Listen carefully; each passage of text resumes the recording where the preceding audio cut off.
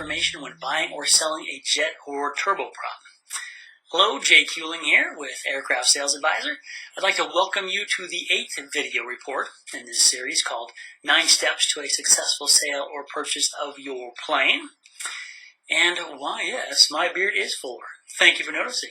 You might also notice this lovely whiteboard we have here in the background.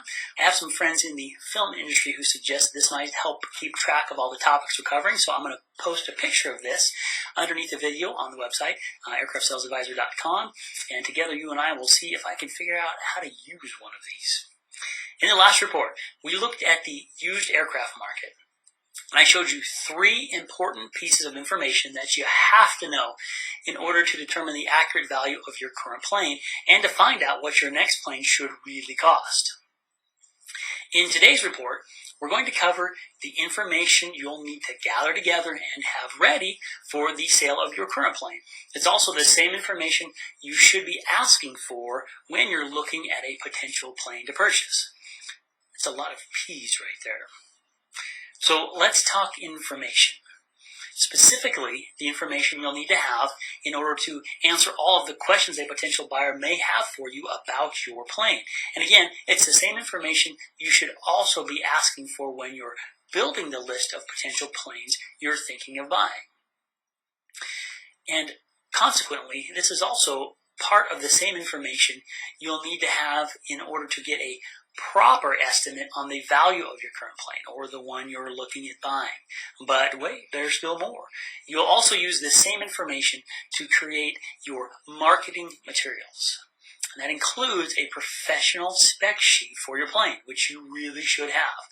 So this is very important and valuable information that you'll need to have gathered together and ready to go. The truth is, when you're selling, you may only get one chance to impress a potential buyer when they call you about your plane.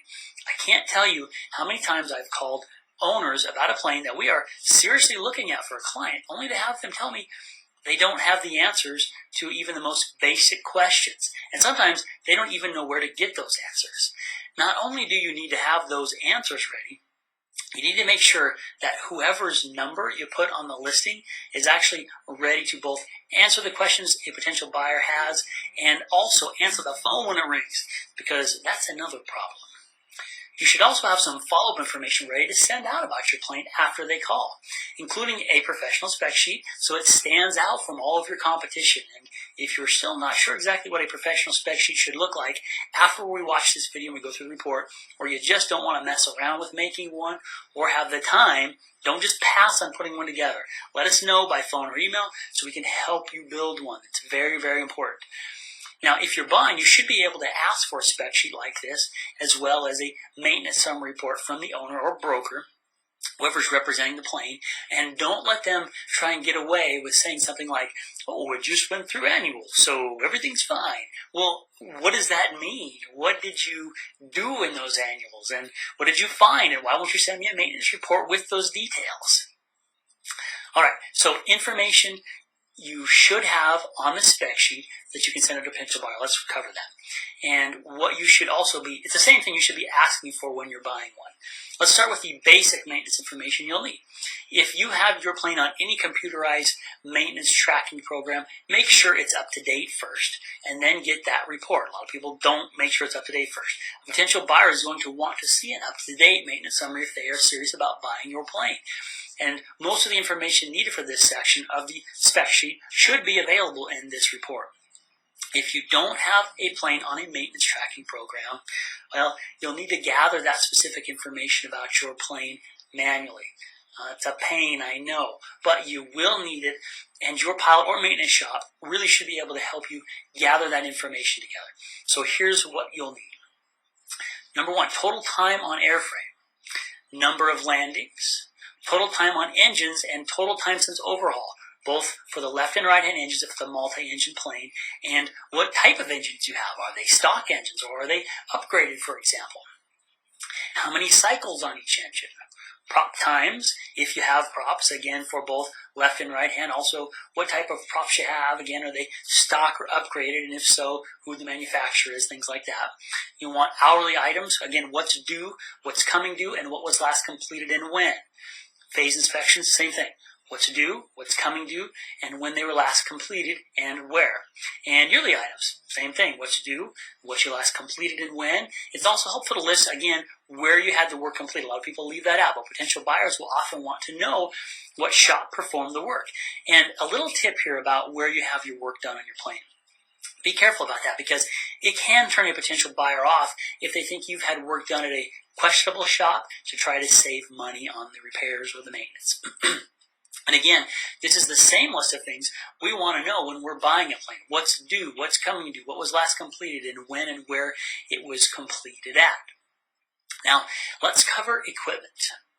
So you'll want to have avionics to start with. Make sure you get a complete list of all stock, optional, and upgraded avionics. And another tip about avionics when you're selling. I know you may have paid a lot for your upgraded avionics, but when it comes to resale, you're not going to get that full price back. However, it is important to remember that there are two types of value in a plane. There's monetary value and there's desirability, and both are very valuable and important. If it makes your plane more desirable than the competition who doesn't have that same piece of equipment, then you get the sale and they don't. Any additional equipment, and I usually use the King Air for additional equipment examples because they have so many upgrades. So things like wing lockers or dual aft strakes or ram air recovery or winglets or the quiet cabin package, etc. It keeps going on. It's basically whatever's been installed on your plane that did not come stock when it was new. Also, good things to ask about when you're looking at buying a plane. Okay, now let's go over the cosmetics. And remember, you need to be accurate on this part. Many times as owners, it's very easy to rate our plane a little higher cosmetically than it actually is. I often see the 1 to 10 scale rating higher than it really should be on both the paint and the interior. And that can be quite damaging actually in the sales process because often by the time a potential buyer sees a plane in person, you're well into the negotiation process. And if the cosmetics are not what you advertise, that can unfortunately cause two things to happen. One, it makes it seem like you're possibly misrepresenting your plane, and it can start to raise concerns that maybe you're also misrepresenting other areas of your plane. And two, it can give the buyer even more ammunition in talking you down on price. And believe me, if I'm buying a plane for a client and that happens, I will use that to negotiate the price. So here's how you should write up the cosmetic description of your plane and what you should also include. On the interior details, you're going to want a description of your plane's layout, including anything extra or optional. Do you have jump seats for the rear? Do you have a belted lav or a couch configuration in the front? What type of materials and color are the seats and the upholstery, and what kind of wood you have installed? What is the liner? When they were all last updated, don't forget that. And as close as you safely can to their accurate condition. On the exterior, a description of the plane's paint style, colors, when it was last painted, if you've done any touch-up or restoration work. And again, it's accurate condition, and it's better to be a little low here than a little high. It's always nice, but sometimes rare, to show up and see a plane that was accurately advertised and rated. It helps build confidence that the information you're giving or getting is all accurate. It's a really good way to go. Next is pictures. And of course, you'll need these for both the interior and exterior. And this is an important part because it's your chance to show off your plane and represent it and help it to stand out from all the competition. If you don't get good pictures, your plane can just blend in like all the rest out there, or worse, it can even misrepresent the actual condition of your plane. It can cause buyers to pass it by and look at other ones. Also, this is an area that can be very difficult for most people because, well, they're not professional photographers. It's hard to know what type of pictures you should get, what angle, what time of day, what background, and what lens to use for what picture.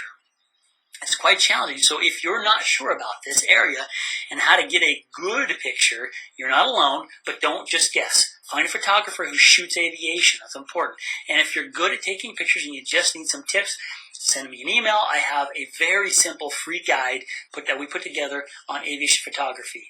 It's specifically designed to help you with the pictures, the angles to use, both on the spec sheet and the ones you're going to send a potential buyer.